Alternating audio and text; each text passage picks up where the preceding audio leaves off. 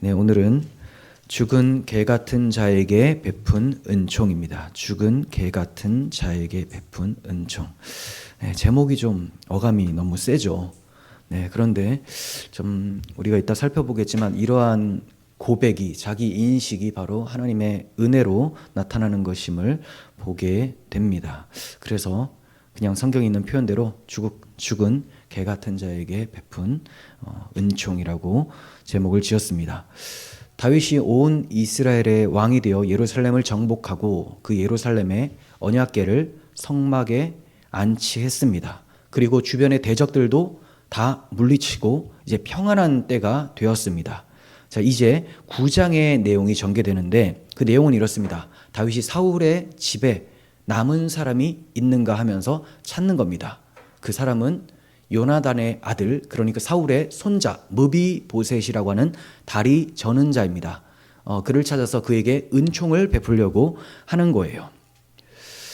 두 발을 다 저는 장인이 된 그를 다윗은 왕자 중에 한 사람처럼 그를 극진히 대우하고 항상 왕의 식탁에서 그를 먹게 해주는 그런 은총을 베풀었습니다. 이러한 내용이 9장에 나오는 거예요. 이는 주님께서 왕으로 온전히 통치하실 메시아 왕국이 도래했을 때 우리 성도들에게 주어질 영광, 그 은총에 대해서 예표적으로 보여준 사건입니다.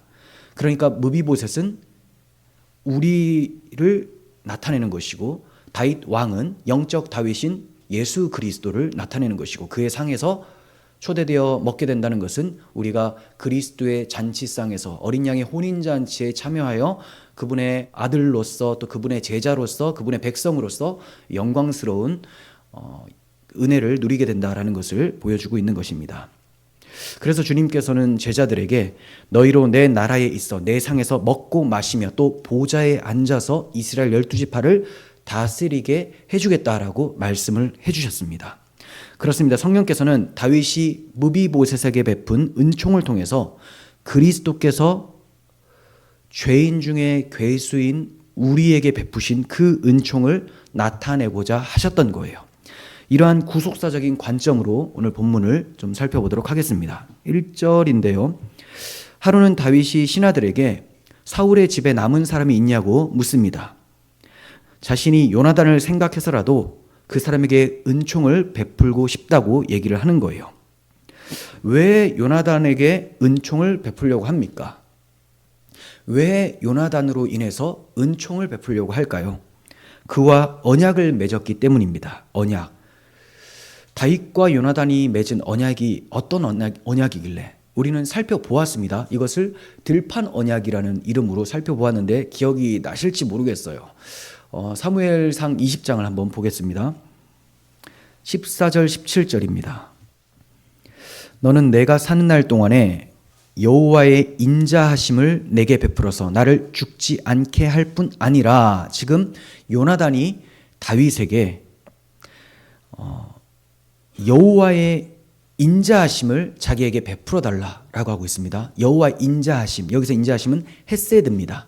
오늘 본문에서는 은총이라는 단어로 번역이 됐는데 똑같이 헤세드예요. 헤세드는 인애, 여호와의 사랑, 언약적 사랑을 나타내는 거예요.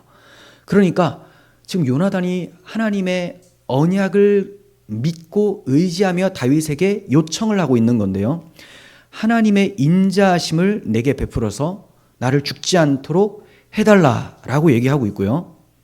여호와께서 너 다윗의 대적들을 지면에서 다 끊어버리신 때에도 너는 내 인자함을 내 집에서 영원히 끊어버리지 말라라고 부탁을 합니다. 여기서는 너는 내 인자함을 나의 집에서 영원히 끊어버리지 말라라고 하고 있죠. 이것은 여호와의 인자하심을 다윗의 인자함으로 나타내고 있는 거예요. 그러니까 다윗이 자기 자신에게 있는 어떤 인자함을 나타내는 것이 아니고 여호와의 인자함을 받은 그 다윗이 자기에게로 흘려보내달라고 얘기를 해주고 있는 것입니다. 그런데 이상한 게 지금 요나단은 누구냐면 정권을 잡고 있는 사울 왕의 아들이에요. 왕자죠. 그러니까 권력이 있는 사람, 명예가 있는 사람인데 사울에게 쫓기고 있는 다윗에게 자기를 살려달라, 자기에게 인자를 베풀어 달라라고 얘기를 하고 있어요. 이건 뭐냐? 그가 하나님께서 기름 부어 왕으로 세워질 것에 대해서 믿고 있었다는 겁니다. 하나님께서 다윗을 기름 부어주셨고 왕으로 세워주실 것이고 또 그러한 능력이 있으시고 신실하신 하나님이라는 것을 요나단이 믿고 있었기 때문에 이런 부탁을 할 수 있는 거예요. 분명히 다윗은 쫓기는 신세인데 이 도망자 신세에 있는 다윗에게 오히려 인자를 베풀어 달라는 것은 그가 여호와의 언약 그리고 다윗에게 하나님께서 약속하신 것을 믿고 있었기 때문에 가능한 일이었습니다. 자, 16절도 봅니다. 이에 요나단이 다윗의 집과 언약하기를 여호와께서는 다윗의 대적들을 치실지어다 하니라. 여호와께서는 다윗의 대적들을 치실 것이다. 그 대적 중에 한 사람이 사울 왕이에요. 아니 제일 두드러진 대적이 사울입니다. 그러면 자기 집안이 망한다라는 거죠. 그럼에도 불구하고 다윗의 승리, 다윗의 성공을 기원하고 있어요. 무엇 때문에? 여호와의 언약을 믿고 있기 때문에. 17절 다윗에 대한 요나단의 사랑이 그를 다시 맹세하게 하였으니 그러니까 요나단이 다윗을 너무나 사랑해서 이 사랑을 다윗이 보고 요나단에게 다윗이 맹세를 해줍니다. 이는 자기 생명을 사람과 같이 그를 사랑하였기 때문에. 요나단이 자기 생명을 사랑하는 것처럼 다윗을 너무나 사랑한 것을 다윗이 알고 다윗도 그를 사랑하며 그에게 언약을 맹세해주고 있는 거예요. 요나단과 다윗이 맺은 이 언약, 들판 언약으로 인해서 그의 후손에게 하나님의 인자, 헤세드가 전해지는 겁니다. 그러니까 분명히 사무엘상 20장에서 다윗이 요나단과 들판 언약을 맺었는데 다윗이 이것을 잊지 않는 거죠. 왕이 되었으면 할 일이 얼마나 많겠어요. 그런데 가장 먼저 떠올리는 것이 내가 나의 사랑하는 친구, 나의 사랑하는 형 요나단과 했던 언약을 기억하고 그 자손에게 은총을 베풀겠다라고 말을 하고 있는 것이죠. 세상 나라는 왕위에 오르게 되면 반역자의 씨를 말려버립니다. 그래서 구족을 멸한다라는 말도 있지 않습니까? 반역을 전혀 못하도록 완전히 씨를 말려버리겠다라는 것이 세상의 가치관입니다. 그런데 다윗은 그 대적 사울의 집안 사람들을 찾아서 은총을 베풀려고 하고 있는 거예요. 요나단과 맺은 언약이 있었기 때문에 그렇습니다. 요나단이 자기를 사랑했고 자기도 요나단을 사랑하며 그와 언약을 맺었기 때문에 이 언약을 맺을 때도 다윗과 요나단 사이에 하나님을 두고 언약을 합니다. 그래서 하나님 앞에서 두 사람이 언약한 것이기 때문에 깨어질 수 없는 언약이 되어버린 거예요. 하나님의 나라는 언약의 나라죠. 언약 안에 있는 자에게 은총을 베풀어 다스리는 나라가 하나님의 나라입니다. 다윗의 나라는 자기 혼자만의 나라가 아니고 하나님의 나라의 대리 통치자로서 다윗이 다스리기 때문에 그 나라는 언약의 나라고 언약의 은총을 따라 베푸는 그런 나라인 거죠. 자, 이러한 점이 다윗의 통치를 통해서 나타나고 있는 거예요.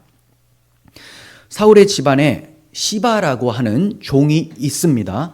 자, 그 종을 다윗이 자기 앞으로 불러오게 합니다.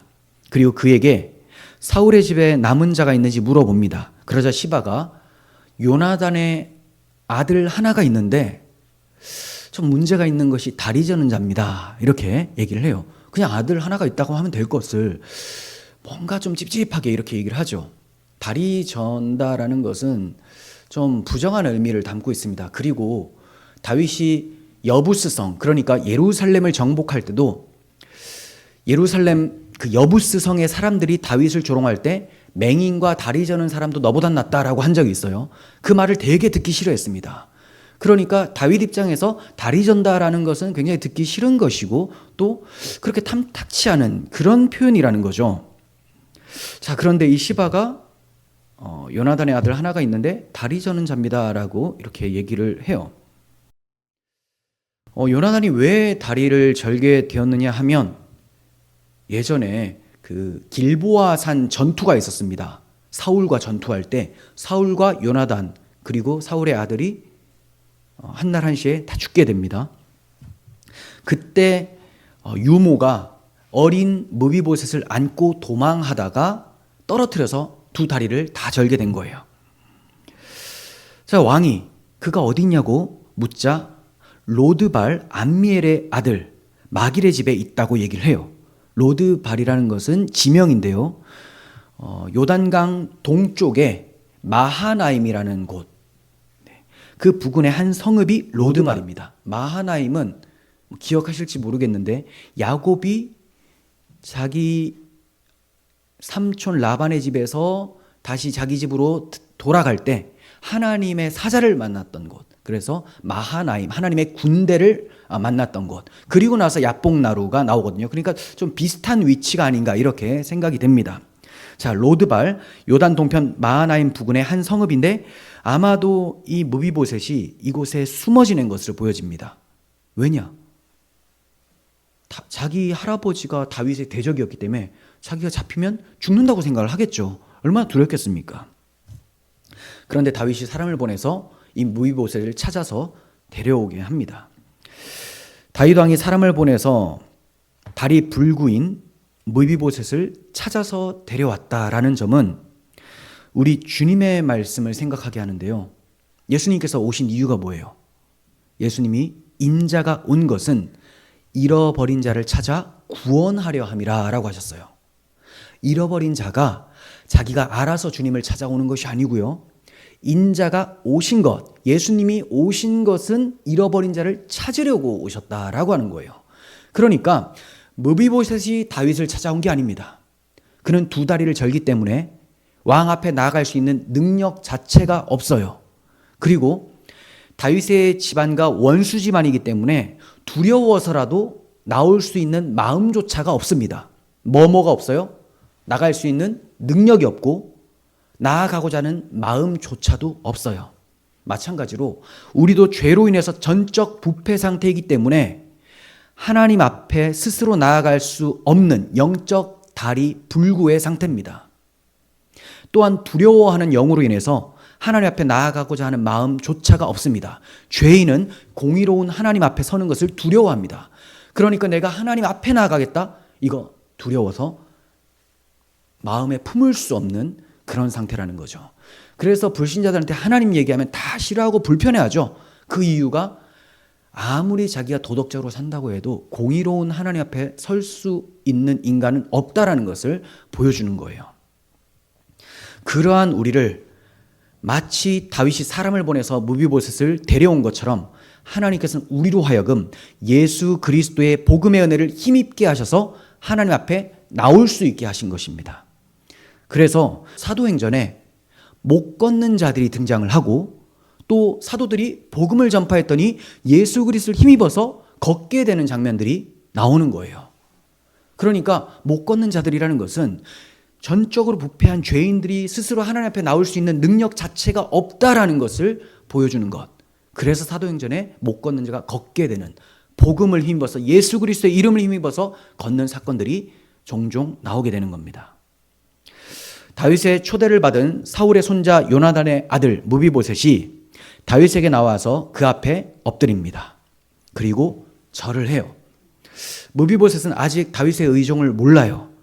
그러니까 얼마나 두려울까요? 자기가 죽을 수 있는 상황이잖아요.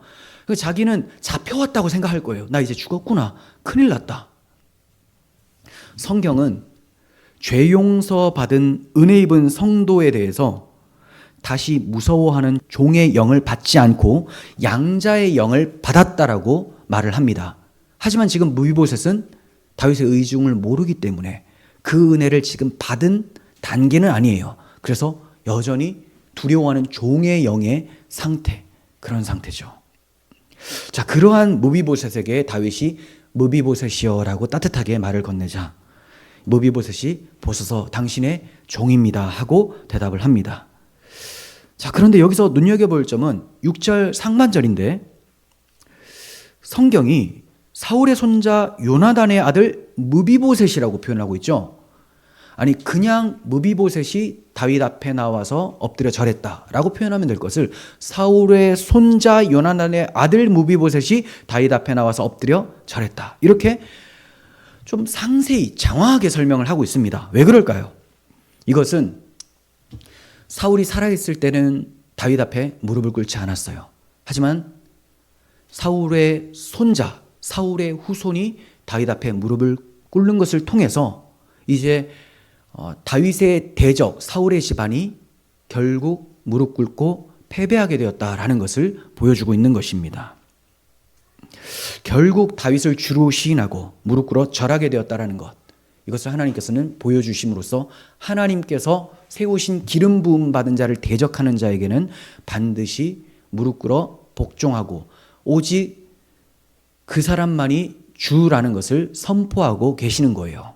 자, 이 점이 바로 우리의 영적 다윗 예수 그리스도를 가리키는 그러한 장면인 겁니다. 그래서 사도 바울은 예수 그리스도께서 죽기까지 복종하심, 십자가에서 죽으심이라 라고 말을 한 후에 이러므로 하나님이 그를 지극히 높여 모든 이름 위에 뛰어난 이름을 주사 하늘에 있는 자들과 땅에 있는 자들과 땅 아래에 있는 자들로 하여금 모든 무릎을 예수 이름 앞에 꿇게 하시고 모든 입으로 예수 그리스도를 주라 시인하여 하나님 아버지께 영광을 돌리게 하셨느니라, 이렇게 표현을 합니다.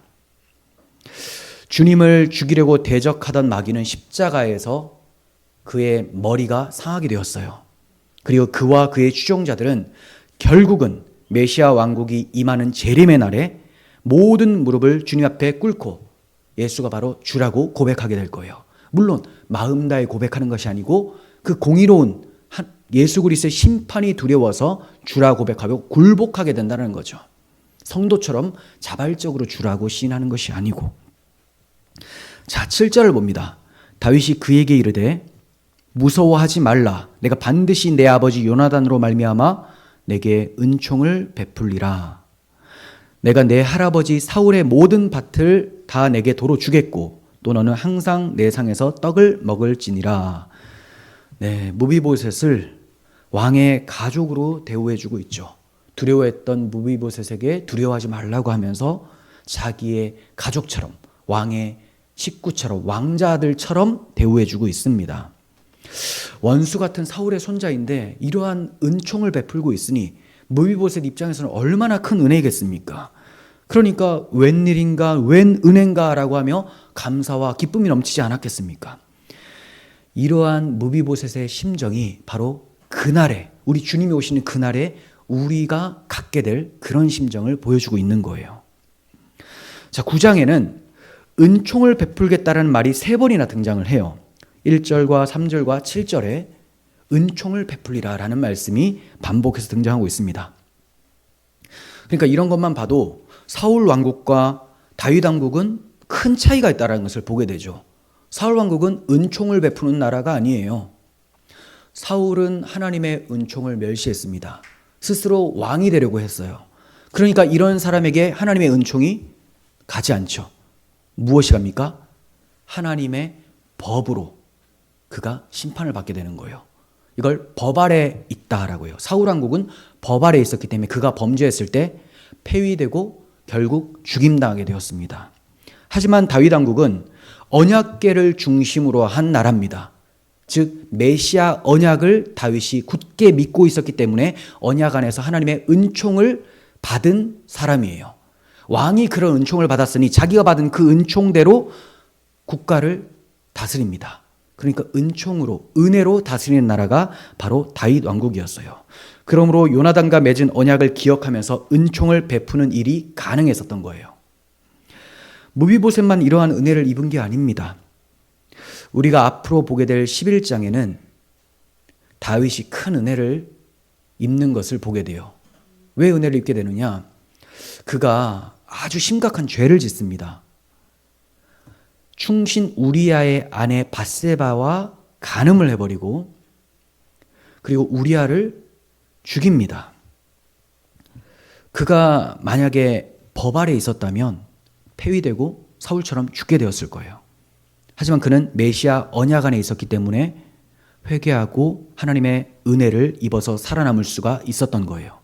이러한 하나님의 은혜, 은총, 인애, 헤세드, 자, 이것이 다윗을 통해서 무비보셋에게 베풀어지고 있는 것입니다. 그러므로 3절에서 다윗은 무비보셋에게 나의 은총을 베풀겠다라고 한 것이 아니고 하나님의 은총을 베풀고자 하노라, 이렇게 말하고 있는 거예요. 하나님의 은총. 자기가 지금까지 하나님의 은혜로 살아남았고 하나님의 은혜로 왕위에 올랐고 그러니 내가 이 은혜로 세상을 다스리겠다. 이 헤세드로 세상을 다스리겠다라고 하고 있는 거죠. 대적 원수의 아들로서 죽어 마땅한 자인데 왕의 가족으로 대우를 받게 되었을 때 무비보셋은 자기를 어떤 자로 인식하고 고백을 하고 있습니까? 그가 다윗에게 절하면서 이 종이 무엇이기에 죽은 개 같은 나를 돌아보시나이까 이렇게 얘기를 합니다.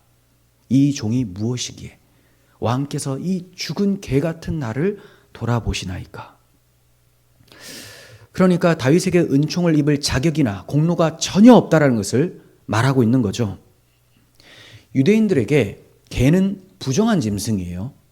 그런데 죽은 것도 부정한 겁니다. 그런데 죽은 개라고 하니까 얼마나 부정한 존재라고 얘기를 하고 있는 거예요. 그러니까 다윗 왕과 같이 그렇게 거룩한 하나님의 종 앞에 내가 죽은 개로서 부정한 짐승으로서 설 수가 없는 자입니다라고 얘기를 하고 있는 것이죠.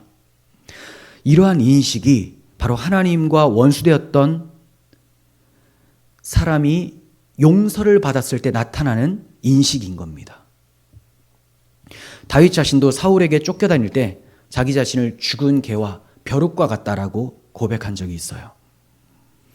우리는 죽은 개 같은 나라는 무비보셋의 고백을 통해서 하나님의 은총이 우리에게 임하지 않으면 어떤 누구도 구원받을 가망이 없음을 보게 되는 거죠.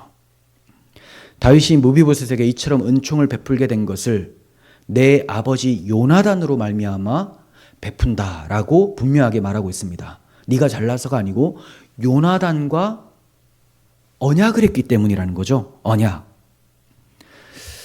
요나단이 다윗에게 부탁을 했습니다. 아까 살펴본 대로 여호와께서 너 다윗의 대적들을 지면에서 다 끊어버릴 때도 너는 내 인자함을 내 집에서 영원히 끊어버리지 말라라고 부탁을 했어요. 그래서 다윗과 요나단은 들에서 여호와의 이름으로 맹세를 했습니다. 다윗이 지금 그 언약을 지키려고 하는 거예요. 그리고 또 은혜를 베푸는 두 번째 이유가 있습니다. 그게 뭐냐면 물론 이제 언약을 했기 때문이기도 한데 요나단이 이 도망자 신세인 다윗과 함께 고난받기를 원했다라는 겁니다. 다윗의 고난에 동참을 했습니다. 다윗의 고난에. 요나단은 사울의 아들이고 왕위를 계승할 왕자이면서도 아버지 편에 서지 않고 다윗 편에 가담했어요. 그래서 아버지께 미움을 받았고 죽을 뻔하기도 했죠. 고난을 받은 거예요. 다윗과 함께. 이런 요나단으로 말미암아 그의 아들이 영광에 참여하게 된 거예요. 요나단이 다윗과 함께 고난을 받을 수 있었던 것은 그가 하나님의 계획을 확실히 믿고 있었기 때문에 그래요. 하나님께서는 다윗을 왕으로 세우실 거라고 하셨고 그럴 능력이 있으신 분이라는 것을 믿었기 때문에 그러니까 다윗을 대적한다는 것은 하나님을 대적한다는 것이라는 것을 알고 있었어요. 요나단은 다윗에게 두려워하지 말라. 내 아버지 사울의 손이 내게 미치지 못할 것이고 너는 이스라엘의 왕이 되고 나는 네 다음이 될 것을 내 아버지 사울도 안다라고 얘기를 합니다. 그러니까 사울도 아는 것이고 요나단도 아는 것이고 다 알아요. 다만 알지만 대적하는 거죠. 이게 마귀의 속성입니다. 이게 예수 그리스도께서 승리할 거라는 거 마귀 압니다. 하나님의 아들 자기 이길 수 없는 거 알지만 할 수 있다면 끝까지 대적하는 겁니다. 할 수만 있다면 그냥 본성 자체가 하나님을 대적하는 거예요. 머리가 상해도 대적하고 택하심을 받은 자들을 미혹할 수 없지만 할 수만 있다면 택하심을 받은 자들도 미혹하려고 하는 것. 이것이 마귀의 모습이라는 거죠. 하지만 요나단은 그러한 고난받는 다윗과 함께 고난받기를 자처했습니다. 자, 그렇다면 다윗은 무비보셋에게 어떤 은총을 베풀어 줬습니까? 두 가지를 베풀어 줬다고 나오죠. 첫 번째는 내 할아버지 사울의 밭을 기업을 너에게 도로 주겠다 이렇게 얘기해요. 그러니까 잃어버린 기업을 회복시켜 주겠다라는 그런 은총을 베풀어요. 잃어버린 기업. 두 번째로 네가 항상 내 상에서 먹게 될 것이다. 그러니까 잃어버렸던 왕의 가문, 신분, 지위를 회복시켜 주는 거죠. 기업을 회복시켜 주고 잃어버렸던 지위와 신분을 회복시켜주고 있는 겁니다. 이것은 다윗의 자손으로 오실 예수 그리스도께서 우리의 기업과 신분을 회복시켜 주신다는 것을 보여주고 있는 거예요. 인류의 시조가 범죄함으로 우리는 기업을 잃어버렸어요. 에덴 동산을 잃어버렸죠. 또 에덴 동산이 되게 하시는 하나님이라는 참된 기업을 잃어버렸습니다. 그런데 하나님께서는 우리의 기업물을 자 예수 그리스도를 통하여서 하나님 자신을 기업으로 회복시켜 주시는 거예요. 그리고 타락한 죄인으로서 마귀의 종살이하던 비참한 신분이었던 우리를 왕의 자리에, 왕자의 자리에, 하나님의 아들의 자리에 앉게 해주시는 신분 회복을 허락해 주신 것입니다. 이러한 은혜를 입은 우리가 마땅히 우리의 왕 예수님께 무비보셋처럼 말해야 되는 것은 너무나 당연하겠죠. 이 종이 무엇이기에 죽은 개 같은 나를 돌아보시나이까 라고 말해야 마땅합니다. 주님께서 영광의 면류관을 씌워주시는 그날 우리는 그 면류관을 주님께 벗어내어드리면서 오직 주님의 은혜입니다 라고 하며 주님께만 영광을 돌리게 될 것입니다. 자, 이제 9절에서 13절의 내용을 말씀드릴게요. 왕이 시바에게 명하는데요. 사울과 그의 온 집에 속한 것은 다 내 주인의 아들에게 주었다라고 해요. 그러니까 무비보셋에게 내가 사울에게 속한 모든 것을 주었다라고 말을 합니다. 그리고 시바와 그의 아들들과 그의 종들이 무비보셋을 섬기도록 명령을 합니다. 그리고 무비보셋은 왕의 상에서 먹도록 해요. 무비보셋에게는 미가라고 하는 아들이 있었다고 설명이 나오고요. 무비보셋은 항상 왕의 상에서 먹음으로 예루살렘에 살게 되었다. 이렇게 얘기를 해요. 그전에는 마하나임 근처 로드발에서 숨어 지냈는데 이제는 예루살렘, 하나님의 이름이 있는 택한 성읍이죠. 그곳에서 왕의 식탁에 초대되어 왕자의 한 사람처럼 식사를 하게 되는 그런 영광을 얻게 된 거예요. 그런데 마지막에는 그는 두 발을 절더라 이렇게 마치고 있습니다. 네. 무비보셋은 왕의 원수 사울의 손자일 뿐만이 아니라 두 다리까지 저는 자였기 때문에 왕의 식탁에 초대받는 것이 어울리지 않아요. 뭔가 부자연스럽고 오히려 저 멀리 내쳐야 되는 그런 모습입니다. 하지만 다윗은 요나단과의 언약을 따라서 무비보셋에게 항상 왕의 식탁에 먹을 수 있도록 은혜를 베풀어 준 거예요.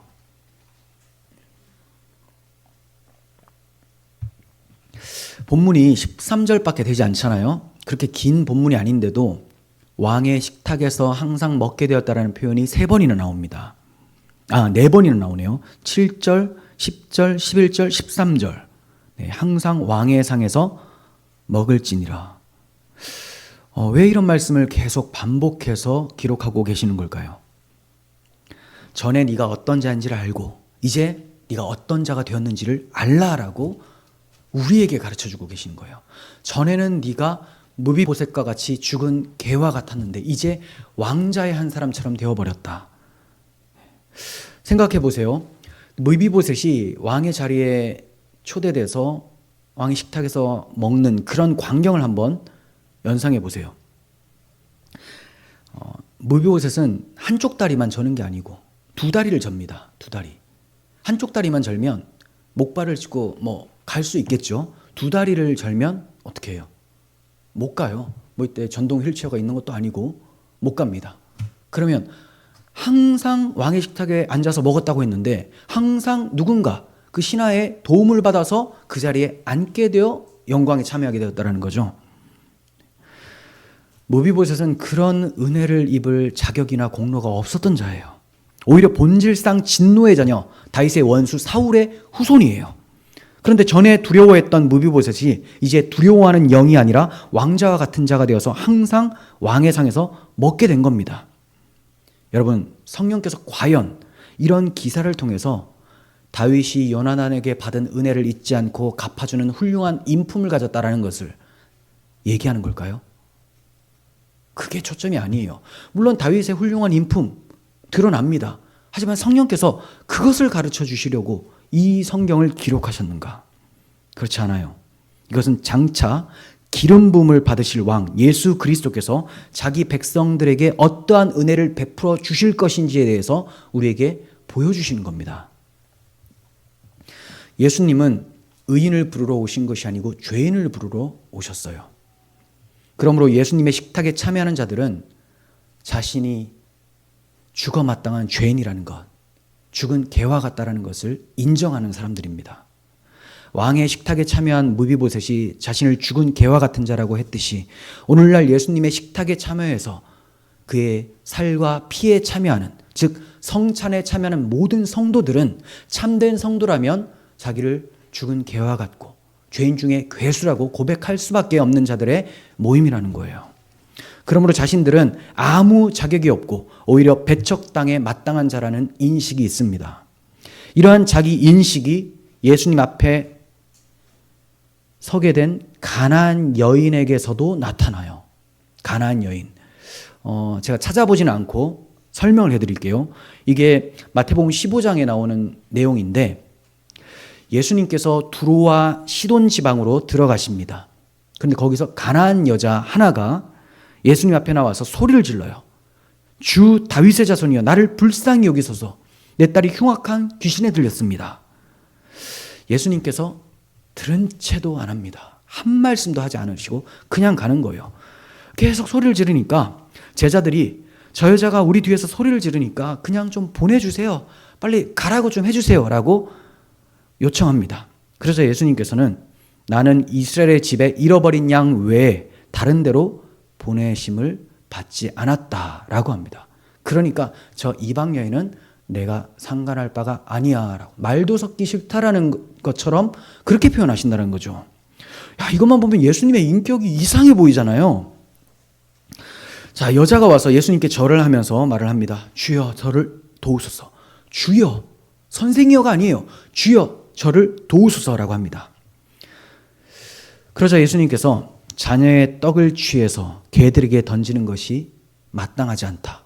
자녀라는 것은 유대인이죠. 내가 지금 유대인을 먹이는, 내 자녀를 먹이려고 떡을, 그러니까 하나님의 말씀을 전하려고 하는데 어디서 개와 같은 자가 와서, 이방인이 와서 떡을 달라고 하느냐, 마땅하지 않다, 이렇게 말씀하시는 거예요. 자존심을 완전 무너뜨리는 거죠. 그런데 이 여자가 뭐라고 하느냐, 주여 올소이다마는 개들도 자기 주인의 상에서 떨어진 부스러기는 먹지 않습니까? 이렇게 얘기를 해요.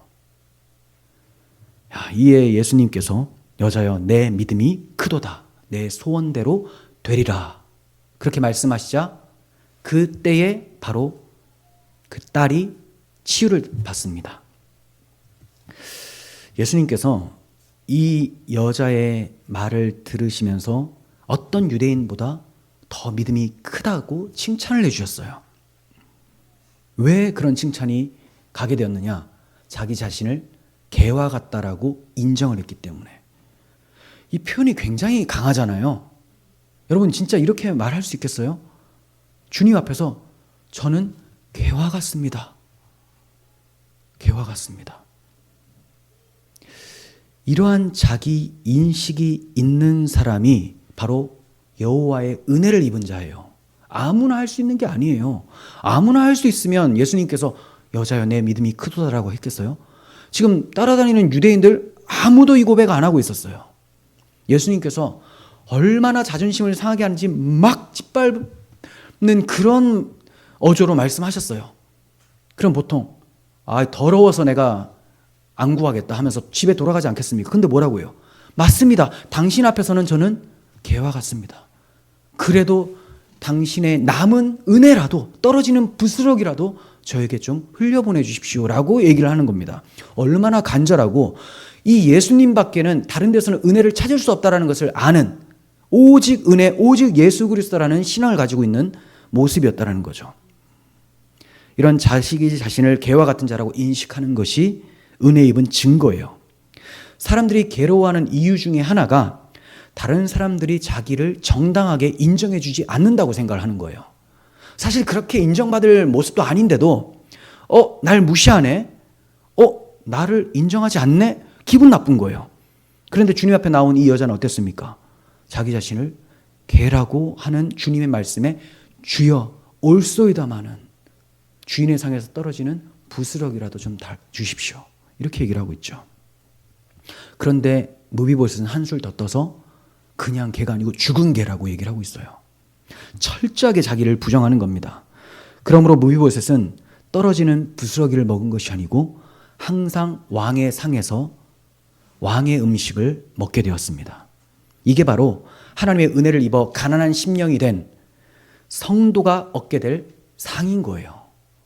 항상 왕의 상에서 먹게 되는 영광이 바로 자기를 부인하는 성도들에게 주어지는 영광인 것입니다. 예수님께서는 메시아 왕국이 도래했을 때 그의 영광에 참여하게 될 제자들에게 이렇게 말씀하셨어요. 너희는 나의 모든 시험 중에 항상 나와 함께한 자들이기에 내 아버지께서 나라를 내게 맡기신 것처럼 나도 너희에게 나라를 맡기겠다라고 하십니다. 그리고 너희로 내 나라에 있게 하고 내 상에서 먹고 마시며 보좌에 앉아서 이스라엘 12지파를 다스리게 하겠다라고 말씀하십니다. 또 예수님께서는 사람들이 동서남북에서부터 와서 하나님의 잔치에 참여하게 될 것이다 라고 말씀하십니다. 그러니까 메시아 왕국은 어떤 곳이냐? 죄인이지만 은혜를 입어서 하나님의 아들 왕의 자리에 참여하게 되어 왕의 식탁에서 함께 식사하는 영광, 예수님과 함께 교제하게 되는 영광을 누리는 그런 왕국이 바로 메시아 왕국인 거죠. 왕자 중에 한 사람처럼.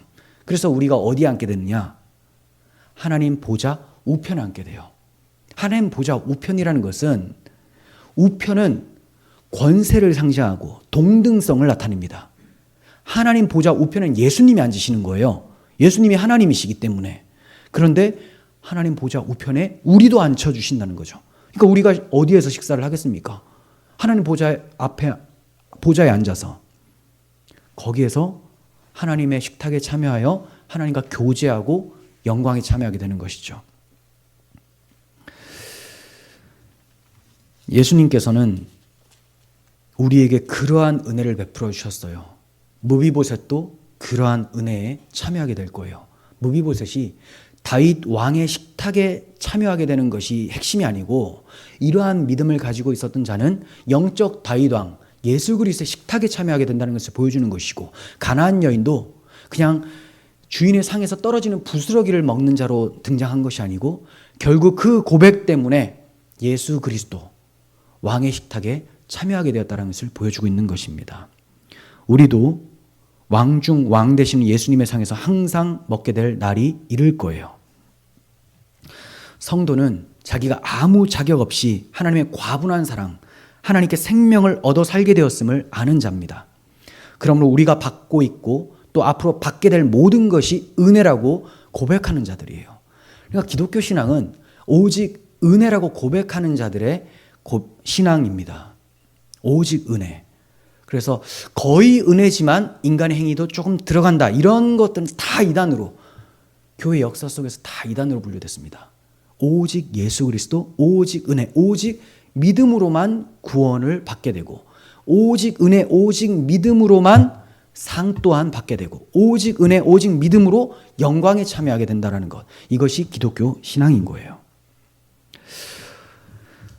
우리가 마지막으로 유념할 말씀이 12절 상반절인데 무비보셋에게 아들이 하나 있는데 그 아들 이름이 미가라고 합니다. 무비보셋에게 아들이 하나 있다는 것을 언급하고 있죠. 미가가 뭘 했는지 이런 거 중요한 게 아니에요. 지금 그 뒤에 나오지도 않습니다. 그 왜 무비보셋에게 아들이 하나 있다라고 얘기를 하고 있는 걸까요? 사울의 집에 남은 자 무비보셋이 있게 하신 것도 은혜인데 그의 아들도 남게 해주신 넘치는 은혜를 보여주고 있는 거예요. 만약에 무비보셋만 있었다면 사울의 집안은 이제 거기서 끝나는 거죠. 근데 무비보셋의 아들도 있게 되었다라는 것을 언급해 줌으로써 비록 사울일지라도 하나님께서 은총을 베풀어 주신다. 이건 사울이 잘나서가 아니에요. 자, 뭐 때문에 그러냐면 사울이 살아있을 때 다윗에게 이런 부탁을 한 적이 있습니다. 보라, 나는 네가 반드시 왕이 될 것을 알고 이스라엘 나라가 내 손에 견고하게 설 것을 아노니 그런즉 너는 내 후손을 끊지 아니하며 내 아버지 집에서 내 이름을 멸하지 아니할 것을 이제 여호와 이름으로 내게 맹세하라. 이렇게 부탁을 해요. 내 집이 끊어지지 않도록 네가 은혜를 베풀어서 여호와의 이름으로 맹세를 해달라. 그래서 다윗이 이 부탁에 맹세를 해줍니다. 맹세를 해줘요. 그러니까 긍휼이 풍성하신 하나님께서는 다윗이 사울에게 한 이 맹세까지도 지키게 해주신 거예요. 무비보셋에게 아들이 있게 하신 것이죠. 여러분, 하나님께서 다윗이 요나단과 맺은 언약을 기억하고 지키도록 해주셨습니다. 사울에게 맹세한 것까지도 지키게 해주셨어요. 그 하나님께서 하물며 자기 아들을 통하여 맺어주신 새 언약, 그 언약을 믿는 우리에게 은혜 베풀어 주지 않으시겠습니까? 반드시 우리에게 넘치는 복을 주실 것입니다. 우리가 주님 앞에 절하며 이 종이 무엇이기에 죽은 개 같은 나를 돌아보십니까? 라고 고백한다면 우리 주님께서는 이리 와서 항상 내 상에서 식사해라 라고 말씀해 주실 거예요. 이러한 영광의 날을 바라보면서 우리가 받은 은혜, 또 우리가 앞으로 받게 될 영광, 십자가 사랑 안에서 주님의 은혜를 사모하며 날마다 믿음의 생활을 하시기를 바랍니다. 기도하겠습니다. 하나님 아버지, 다윗이 무비보셋에게 베풀어준 그 은총은 다윗 자신의 것이 아니라 하나님의 은총이었습니다. 이제 하나님께서 하나님의 아들 예수 그리스도를 통하여서 우리에게, 죄인 괴수인 우리에게 넘치는 은총을 베풀어 주셨고 또 그 은총, 그 영광을 마침내 완성시켜 주실 것을 믿습니다. 저희가 그 영광의 날이 이를 때까지 주께서 베풀어 주신 십자가의 은혜와 그 사랑을 깊이 묵상하고 고백하며 이 믿음 흔들리지 않고 주님 기다리고 결국 그 영광에 참여하며 하나님께 영광 돌리는 우리 모두가 되게 하여 주시옵소서. 우리 구주 예수 그리스도의 이름으로 기도합니다. 아멘.